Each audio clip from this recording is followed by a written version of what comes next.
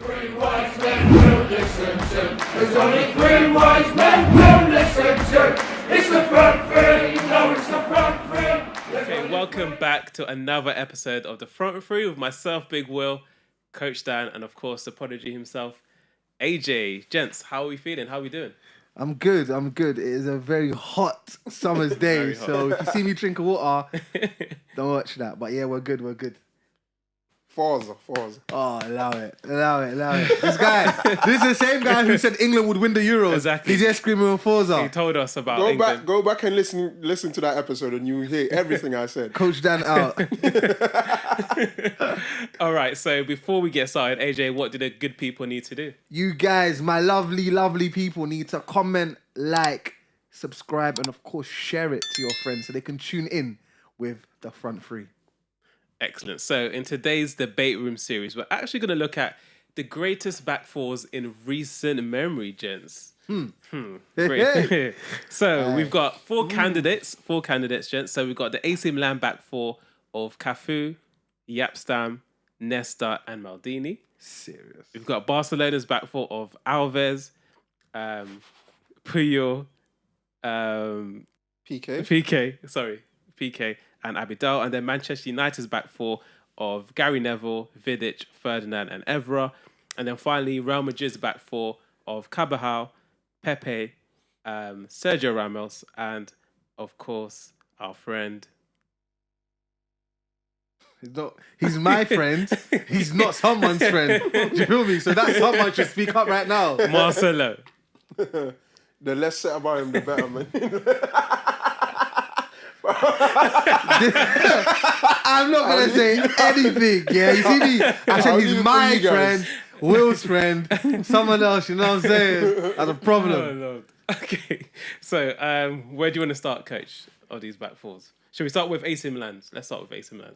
Seeing as we're fours at Italia, let's talk about. I don't mind that. You know, I think in that back four are four individuals that no matter what part of the world you're from, you highly respect them. Highly. Yeah. If you're a follower of football anyway, you think of Maldini. The name just tells you everything, right? He's Mr. AC Milan. Yeah. You get what I mean? Like, I know it was from his dad, then it was him, now they got... he's got his son who's It's a generational thing. So AC Milan basically belongs to them now. Yeah.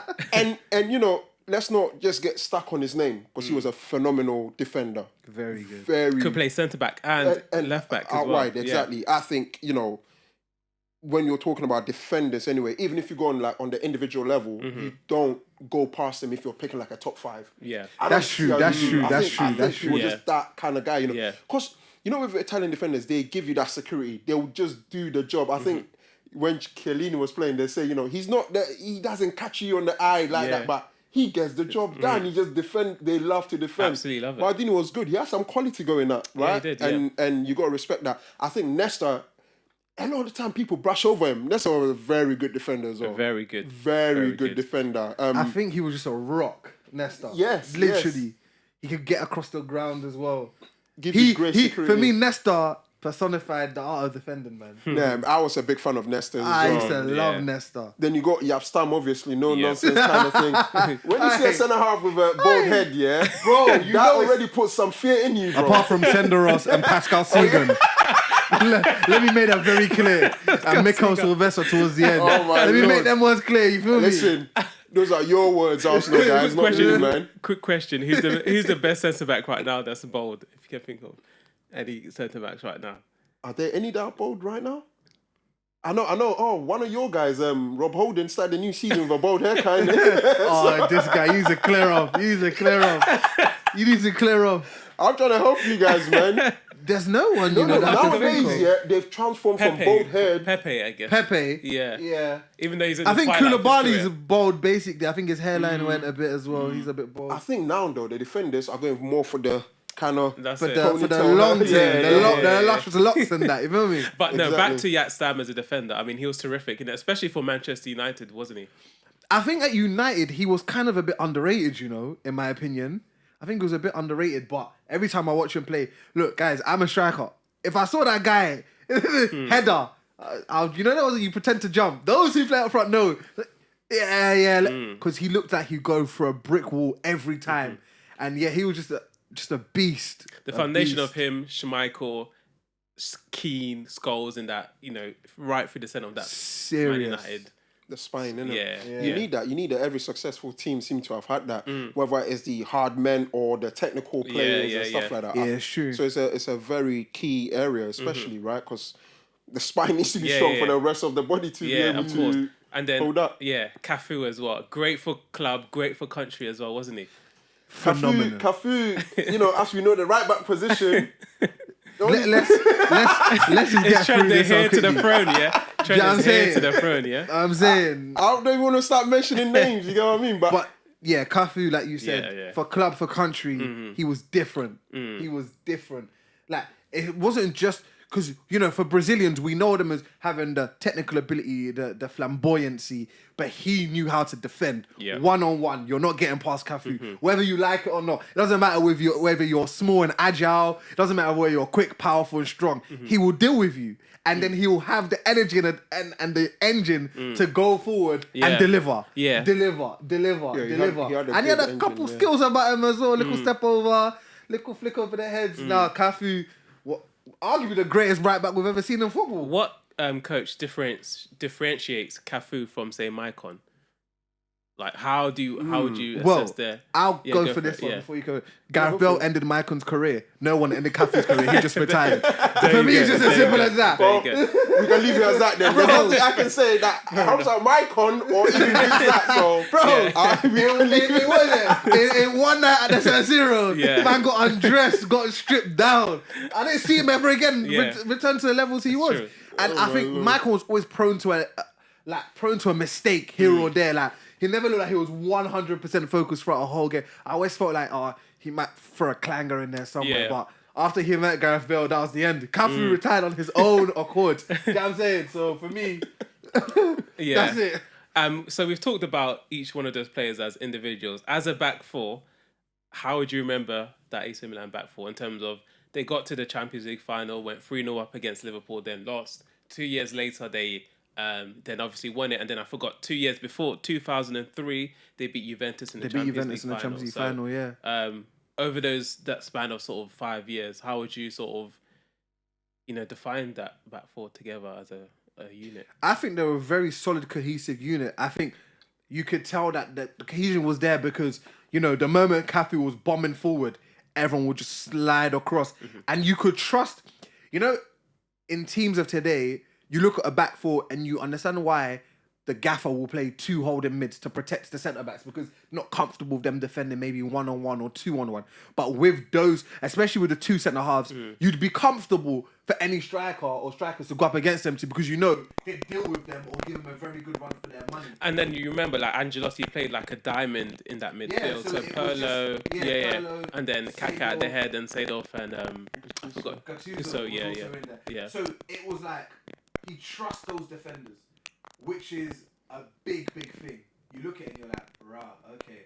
You know what I'm saying? Whereas if you look at teams of today, loads of men won't trust their back four. So I think that back four, individually solid, cohesively solid, and they trusted each other. I think the way they played was amazing, especially within that back four as well. Because of course we know Maldini had the quality to also go forward. But then when he goes forward, most time when you watch an AC Milan team, it was both of the fullbacks just flying forward, and that shows how much trust. Right? Because the diamond, of course. But then it also shows the trust the manager has in the centre halves he has. Because if you don't trust the centre halves, you won't play that formation with an emphasis on the fullbacks bombing forward to add to the quality that's going forward.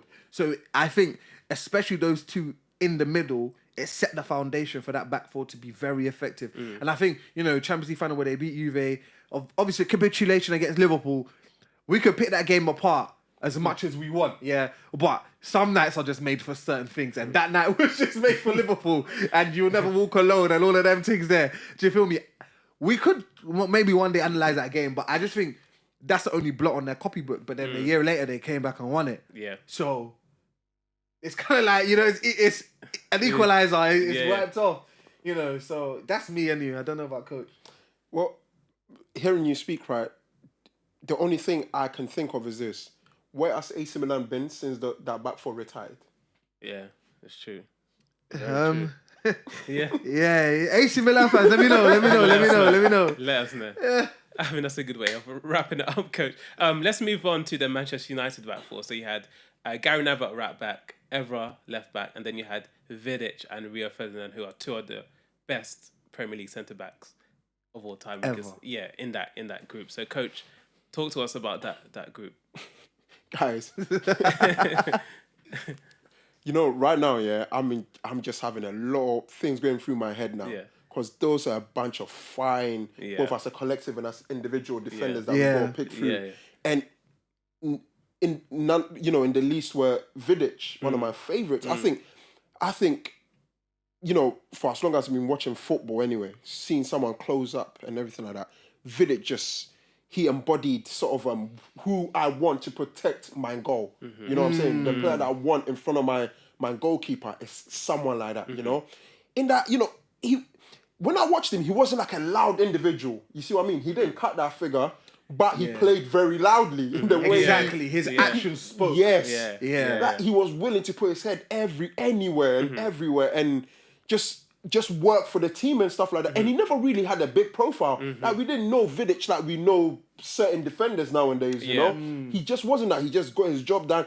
And what I love about him was that he's one of these guys that just came out of nowhere. He just came into the Premier League and he blew up. And he become a gem. One of them, them gems, just unearth it. He was a rock. Serious. He was a rock. Big rock. And he just blocks up I was a big fan of Vidic. Very durable as well. He didn't miss many games. Yeah. And it's weird because when, his time came at the end at United, I know he went back home or he went and played elsewhere. I think he could have still played in the big leagues for a few more years or whatnot, but he didn't. Look, when you're such a robust defender, sometimes your body just tells you, what? After a while, enough. Because we know how the Premier League is on the body, how physically demanding it is. Bro, him and Drogba, whenever they came head to head. There's only one striker that's ever given this guy nightmares, and it's Torres. That's the only striker I can... We'll touch on that, bro. I remember that game. Listen. Oh, man. But we're not paying attention to that game anyway. It was a one-off.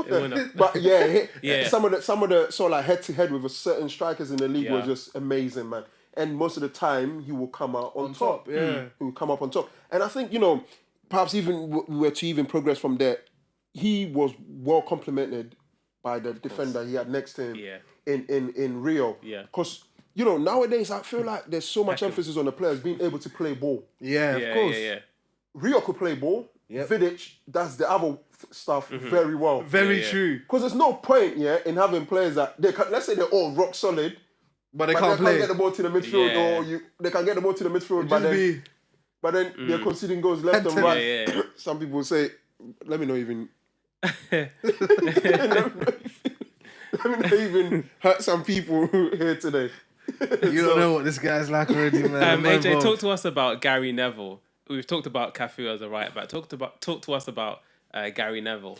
So Gary Neville for me was, do you know what? Right, there's certain players here who are steady eddies. They do their job very well, but the fact that they do their job so well consistently takes them up levels. And so he was one of them. He done his job well. He defended. He was nasty, and going forward he could deliver. Right, but you'd compare him with Cafu. Cafu was more flamboyant in the way he went forward, the athleticism and stuff, whereas compared to Gary Neville. But that means that doesn't mean you can take anything away from Gary Neville, because there are hardly many wingers who can turn around and tell you, I had Gary Neville on toast. He was solid on that right-hand side. He laid on the platform for so much of Man United's work down the right and, feeding balls into midfield. And like I said, when he got into the final third, he could actually deliver. I think recently, they were bantering on Sky Sports, and he was talking about, he's like, I just have some good deliveries, me, myself. I think they were talking about Trent at the time. He goes, I had a decent crossover as well. And the truth is, he did. And he was a great defender. And he was someone who'd give you 110% every game. Yeah. And that's why he goes on as a legend at right back for me at United and as right backs as a whole in football. So, and he was a leader. Vidic wasn't a screamer. Rio was a screamer. And guess what? Neville was a screamer. I don't think ever screamed that much. All of them are leaders, though. You can see, and that's it's a back four of leaders, isn't it? And you can't teach those qualities. That time, United, they could have picked a few individuals to be leaders. Yeah, right? exactly. And I think Gary Neville led them. So that tells you a lot. And it's funny, you don't see that in football nowadays, where you can have like quite a long list of people you can choose from. It depends on the club, to be fair. I mean, oh Lord. Arsenal, for example, they say they have like 5 leaders. So I think There's was it when Unai came in and he made like 7 of them vice captains or whatever to show that there's a leadership. But then you look at, so put them aside, but then you look at somewhere like City or somewhere like England, for example, where the leaders, you see them you be able to kind of like pick them out. For example, at England, they say there's a contingent of leaders, so the Kyle Walker, the Maguire, the Kane, the Sterling, Henderson. these are the Henderson. These are guys who are experienced, vocal, but they also speak with their actions on the pitch as well. So, I think nowadays it's very few and far between, to be fair. And if there are other clubs, well, when they step on the pitch, I can't see it. So, you know what I'm saying? But I think that's something you need in a team that wants to... In a back four as well. Because even the AC Milan, like Cafu, he was the captain for Brazil. Maldini, Nesta, Jaap Stam for and they played with some of the finest footballers. Yeah. The game has seen, You think of Cafu's era, Yeah. Crazy. But without that foundation of that defence, would we have seen what we... No, I think it's very important. And you talk about sort of like how efficient Gary Neville is, right?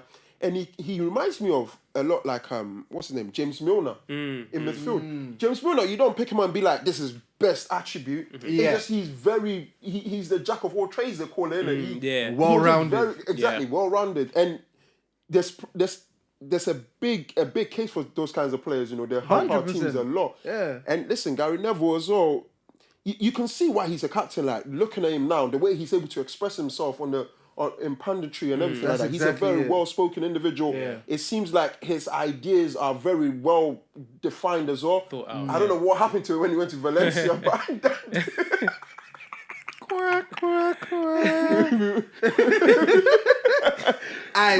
it's a language barrier, isn't it? Mate. If we talk about that, listen. So let's move on to 2 big giants, Barcelona and Real Madrid. Let's start with Barcelona. Please. You forgot the guy. Evra. I love this game. Hey, Patrice Evra. But you see the Patrice Evra that we see now, yeah? I think he was like that at his time at United. Yeah. Jovial, joker, but when he crossed that white line, it was the leader. Yeah. It was the left back who bombed on more times than you could ever imagine. And you take over after this year. I think this is the difference between him, and Mendy at Manchester City. In that United team, he could not get away with stuff like that. Yeah. Do that, when there's time to play. But when we cross the pitch, you got to be serious. Yeah. And the people he had around him, no way they would have let him slacked. You think Roy Keane, Jaap Stam and Ferdy. Mendy at Manchester City, when he, at Monaco, he was supposed to be a big thing. He should be leading that left-sided for France now. But now he's... I like to call a joke, man. And... No, but what you're saying is true. I mean, look, you look at Evra and the focus, the determination, the ability to defend. Evra, I'd love to have seen clips of Evra versus Ronaldo in training. I'd just love to see it. I think that would be amazing. Been a battle, yeah? Amazing battles, man. Because Evra wasn't only so good going forward. Defensively, he was capable. Defensively, he could win a tackle. Evra's leap was unbelievable. Like Evra was a complete left back. He was very. For me, good. I think he was a complete left back. I think you'd watch him. He came in. We weren't too sure what we get from him. He wasn't big in size, but that didn't even deter him. He was in every physical battle, and he was a leader for that United back four. That back four is serious, guys. Yeah. Very, very serious. No, yeah. Both as a collective and as individual once again. Definitely. Let's go to Barcelona then. So you've got Alves, Piqué, Puyol, and Abidal. He wants to start. I'll go Dani Alves, yeah. Too much. Dani Alves, guys, was too much. He was too much. I know you said before that he should have won more personal accolades. 100.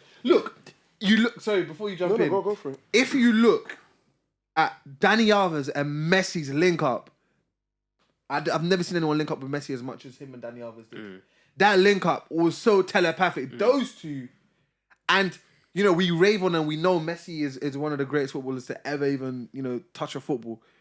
But then we need to deep that Evra also contributed to the mesmerizing football we saw from Barcelona in the sense of how he linked up with Messi and also how that right hand. See the way Barca played back then, yeah. That right hand side was it was all like vacant. Alves's. It was like that was. It was all side of the Alves's. pitch. That was Alves, like bro. It's like in NFL, like you've got these cornerbacks, like the best ones, like the quarterback wouldn't even throw to that side of the No pitch. chance. Like if he throws it there, he's gonna get intercepted. So it's like Alves had that side of the.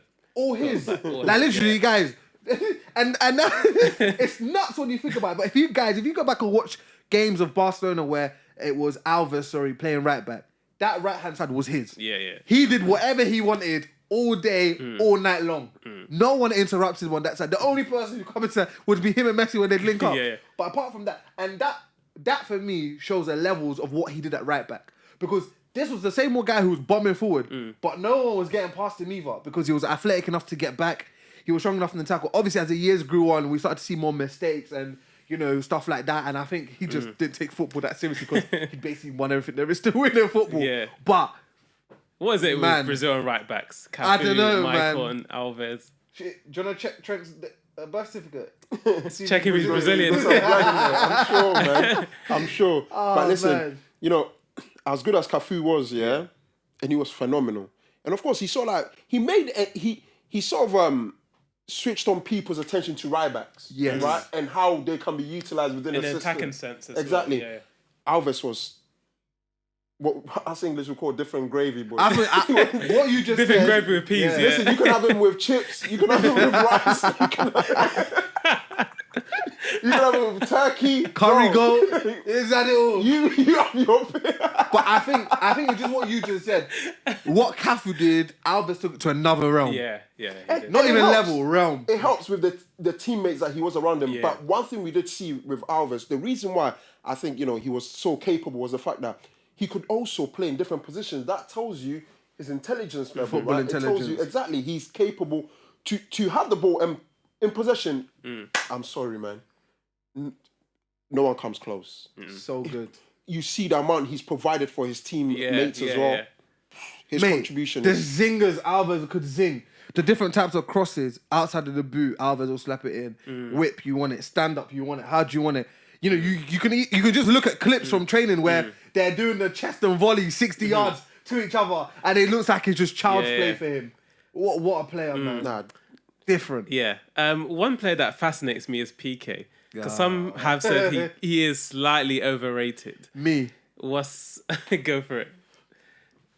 Do you know when I watch him, especially over the last few years, and I think of that Barca back four, I just feel like he was the one we didn't really notice because he didn't really do much. He just done what he needed to do, and he cleaned up as well. Do you know what I'm saying? But the moment Puyol came out of the picture, I started to see his frailties. Well, there were struggles, I started to see his struggles, and that's testament to Puyol, who obviously we'll get onto soon. But for me, I feel like PK has been overrated a bit.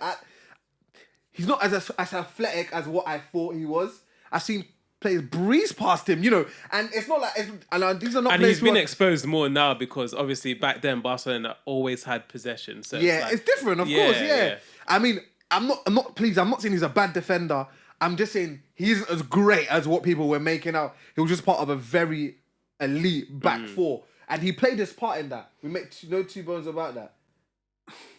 I think the reason he had a place, right, in that Barcelona setup was the fact that he was good at coming out with the With ball. the ball, yeah. I think he was very good at that. Yeah, He was. yeah. Puyol wasn't. No. Puyol wasn't, but what Definitely Puyol not. has was, again, speaking about Vidic, Yeah. that kind of guy that was ready to die for the team. Yeah. And you don't get better leadership than Puyol, right? Not at And so all. him For next club to and country, exactly isn't it? him Yeah. next to PK, it sort of worked, worked. yeah. It's that when you get that combination, that just works, PK was excellent, and Pep Guardiola really wanted someone that can play football from the back. Of course, yeah. that was the evolution of centre back. He played Yaya there, and we know how Yaya was when he stepped forward. He played Mascherano there. So to him, a player that can play the ball, he found he needed that. You see what I'm saying? He needed that, and of course he didn't neglect the fact that they needed to know how to defend. And Puyol was the perfect partnership for PK. Yeah. I mean, I don't know whether he's overrated because I don't know if his name is out there like that. Yeah. But out of all the centre halves we've spoken of so far, He's at and the all of bottom. them, Yeah. I'm comfortable putting them there. I think. Abidal at right back. Left back, Left Abidal. back. Sorry, pardon me. Yeah. Eric. Solid. Another one who gave the blueprint to players like you mentioned Mendy and stuff. Abidal wasn't vocal like that, but the guy got on with the game and he added class. You know, so of course Barca like to play then, so Abidal wasn't so much the whip it down the line, but he had that disguised pass on smash where he looked to go down the line and he passed it inside Xavi, and by the time you realise the ball's already on the other side and they're doing the tiki-taka stuff and you're already on the ropes. Yeah. So and he was a phenomenal athlete, Abidal. Phenomenal. Just got on with the game. Great engine. And there wasn't many who I could say from memory, who ripped him apart or got the better of him. Of course, he had his issues afterwards, towards the end of his playing career. But I think he was very, very, very good. Yeah, he was durable at the left back position because also he's had the experience playing in as a centre half. So that always helped when you go out there. You understand. So like the movements around you and everything like that. Yeah, true. So a lot of left backs, right, are wingers that are not good enough to be wingers. So they've been converted to left backs. You know what I mean? They can't So defend. the defensive side, it's not really on point like that for him. But him, again, he was very efficient, man. He knew how to defend. I know nowadays there's so much emphasis on going forward and then a lot of left backs don't know how to defend. And then even going forward, they don't do anything anyway. So then I'm thinking, why are you here? But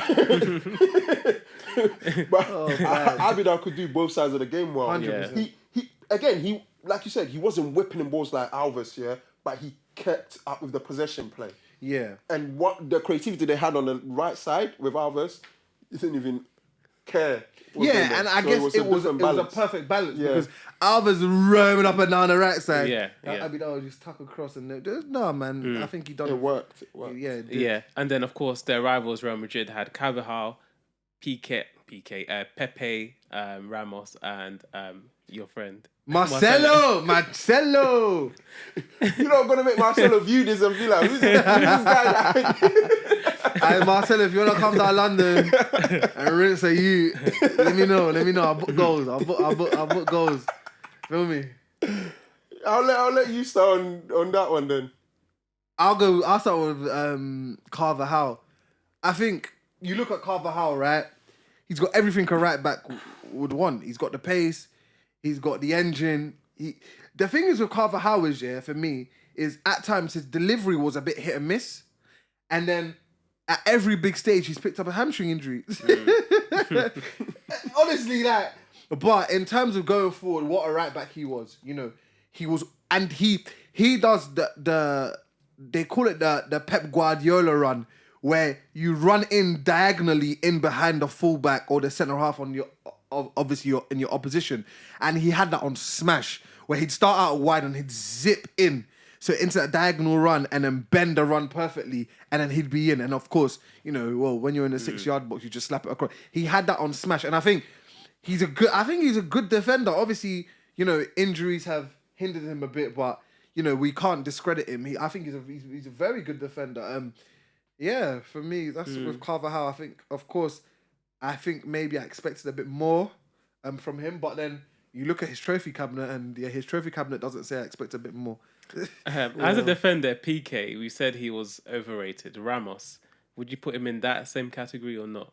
Are you crazy? So then I'll come in here. You see, out of everyone we've gone through, maybe Alves is the only player that I think comes close to Ramos when it comes to football players. Bro. I think Ramos is a phenomenal footballer. Bro. I wouldn't trust him as my centre half. If you didn't know how to play football, Ramos is a very, very good footballer. Yeah. I think that's what sort of like bails him out because he's a very good footballer. Yeah. But the guy, when I look at him, his positioning, sometimes my heart is beating. But this is the beauty of Sergio Ramos. Always gets caught in the wrong position. It's so weird, but this is the beauty of Sergio Ramos. I shouldn't like it, but I love it. Yeah. I want to see him in a bad position, but then recover, make a crazy tackle, then get the ball and go like that, and then just slap a 70-yard ball. You know what's funny? I remember when he first started off, he used to play right wide. Yeah, right back. I liked him then because he allowed him to play his game, right? Because he could play. But I think, of course, he's got great leadership and he didn't have the speed as such to be bombing up and down and stuff like that. At centre-half, look, we know, right, because of his leadership, Real Madrid have achieved a lot with him there. But if you're talking about like that, old-fashioned defender positioning should be great.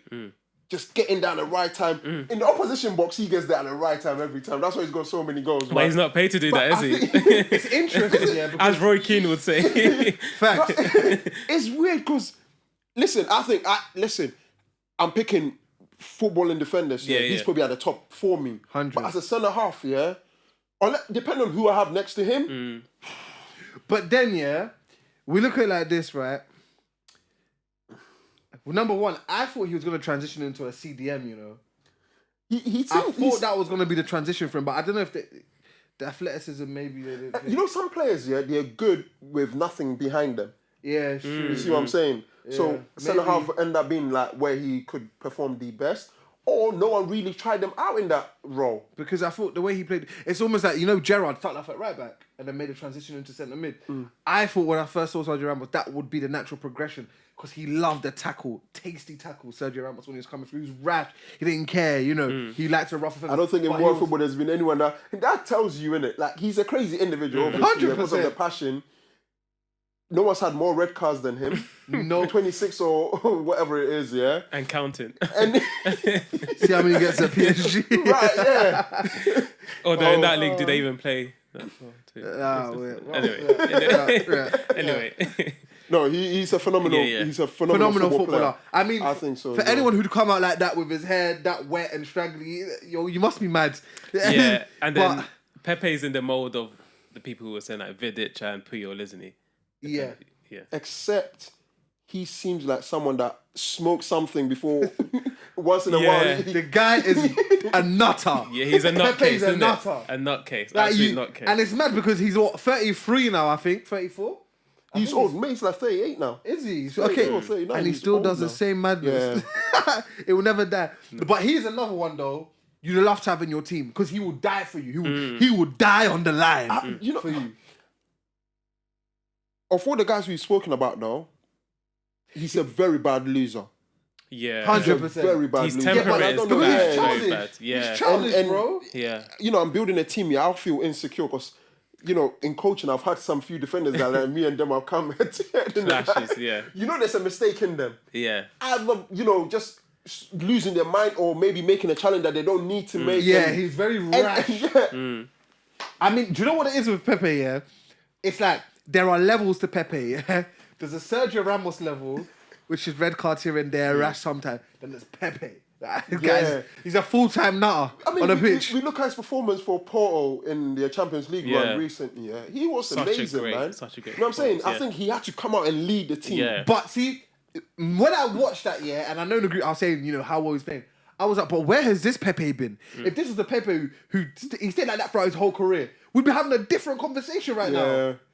That said, he never got as many red cards as Ramos. Yeah, facts. It seems hard to fathom, doesn't it? Bro, if you're such a good footballer, what are you doing ending up with so much red card? But his position was just very bad. Yeah. But Ramos is so good on the ball, guys. Yeah, I'm sorry. And have you ever known a centre half who dinks?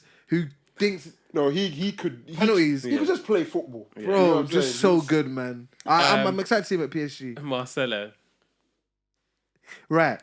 Man said right. Technically, unbelievable. Yeah. I've seen Marcelo do things with football I didn't even think were possible. Technically unbelievable. And his energy levels throughout the game are like consistent. Yeah. Levels, and it shows that he's fit. Yeah. A lot of Brazilian players will look at him like, oh, they're not fit. He's a bit overweight. Doesn't seem, but he's always very well in shape in terms of his ability to get forward and back. Like good leader as well. Good leader. Yeah.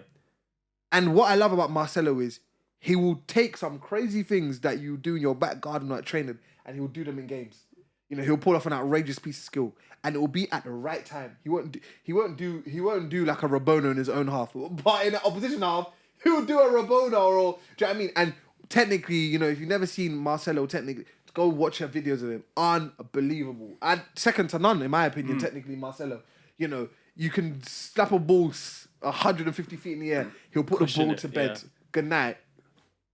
Yeah, he was. But then, well, I was saying, going forward, given the fact that we're talking about greatest back fours, going forward, unbelievable. Defensively, woeful, and that's what I'm gonna say. Going forward, unbelievable. Defensively, woeful, and so he didn't have the in between. There was no balance, and that's the only issue. And if we're talking about the best defenders, then unfortunately, I've got to just X him out because defensively he wasn't great. But going forward, and that's why sometimes I've been thinking that why was he never like a left winger? Only because of how much he gave going forward. Like he did, but he's not someone that will beat a man. He's not like he hasn't got the like smarts of like a Ribery or Robin to play. But then neither did Joe Cole. Man. Joe Cole was a fine footballer, man. But we could say, if we were to be honest with us, do you think Joe Cole could beat a man? I think Marcelo could beat a man. You know what? More than Joe Cole could. Think Marcelo had his decision making wasn't intelligent to be a midfielder. Okay, that's for me anyway. All right. And you know, speak about the leadership. Look, I've had my questions about Marcelo in it. Questions? Flipping on, mate. More than questions. It's more than questions, mate. Especially going back. Don's have been condemning Marcelo since. Yeah, you've got anyone that stays at Real Madrid for as long as he has. Yeah, you can't be useless. No. You're very useful. Yeah. I mean, Ancelotti said he's part of his plans this year. Especially after he's reinstated him as his captain. That must mean something. That means he's gonna play, bro. Yeah. Return. Because you mentioned his leadership, which he sort of lost under Zidane. I know there was like a rift here and there. Yeah. Zidane's gone now. Ancelotti's coming in. It's like you can be useful for me. Yeah. And that goes to tell you, perhaps his demeanor around the changing room, and of course his quality. Listen, going up here. I've always said this.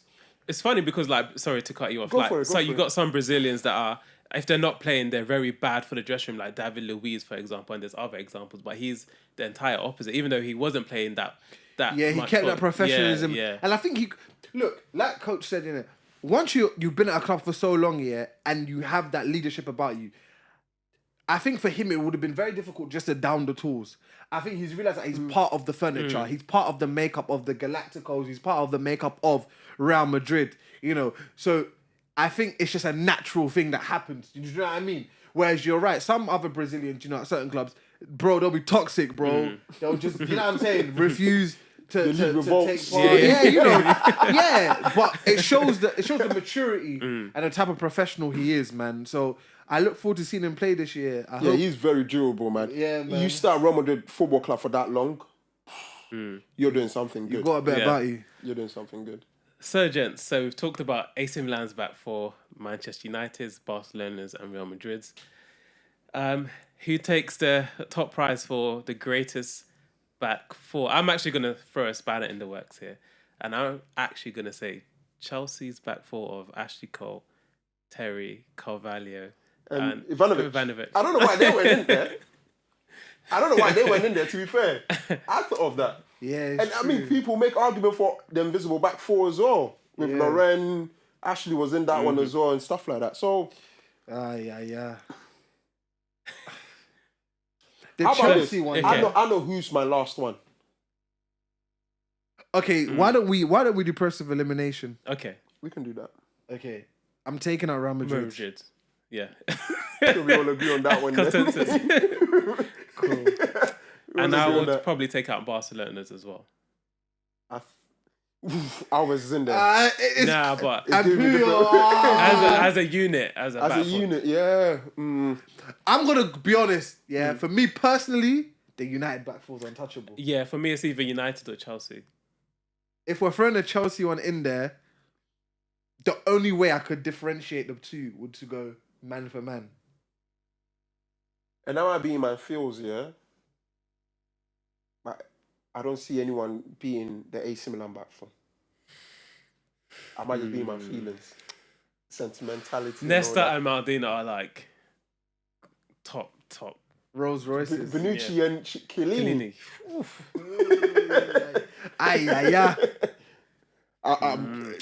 If you have Maldini and Nesta, man, that's for me. My final two is the United and the AC. Yeah, but the reason why we've gone through, the reason why I went for the United one is because I just I guess with United, if we're talking about like accolades and stuff, United obviously they won lots of Premier Leagues, but they got to 3 Champions League finals. If it's accolades, I think the Barcelona team is untouchable. Yeah, of course. Barcelona back four is untouchable. Yeah, their trophy cabinet's a joke too. Wait, didn't they win They won everything, bro. Yeah, they won trebles. Yeah, they won trebles. Yeah. It's tough, isn't it? They were. If well, see, this is the thing, right? Because you've got was a process by which we're trying to put them first, second, and whatnot, right? If you're saying going through, it's a defensive thing, isn't it? If we're going for as a defensive unit, you know, how well did they do for their team? Barcelona's one will win out. They didn't concede that many goals. They created just as much as, you know, for their team going forward. And so, if you're looking at it that way, then I think they take the award and stuff like that. But if you're talking about sort of like their contribution to the whole football game, and you know, when you go back, you know, the guys that define certain positions, and I mean, Nesta, Maldini, and Cafu, these are like legendary players in world football. So I think AC Milan, for us, and for us not here, like, listen, that United back four, bro, and like the United back four, obviously, you know, the AC Milan one, they were, you know, many years ago, innit? And I think like the United one, they're fresh in my mind. Like, do you feel me? But I think we have to go with the AC one, man. I think those guys, the art of defending was them. They epitomized it. Absolutely. Maldini's one of them guys you see and you want to hug him, innit? Like, you want to hug from him or something, man. Yeah. I want to give you a few players. I'm a good defender. So there you have it, guys. So the front three have chosen the AC Milan back four of Cafu, Yapstam, Nesta and Maldini as our greatest back four. What's your thoughts? Tell us in the comment section. Hit us up on Twitter and also Instagram. But we'll be back again very shortly for another episode of the front three with myself, Big Will, Coach Dan, and the prodigy himself, AJ. Don't DM me with your DM coach. Don't DM me, please, guys. All right. Now I'm more social media friendly. Make sure you subscribe, guys. If you've waited this long, apparently subscriptions is a very important thing for us to get out there. So push buttons. That's it. All right. See you guys later. 3 wise men will listen to. There's only 3 wise men will listen to. It's the front three. No, it's the front three. There's only 3 wise men will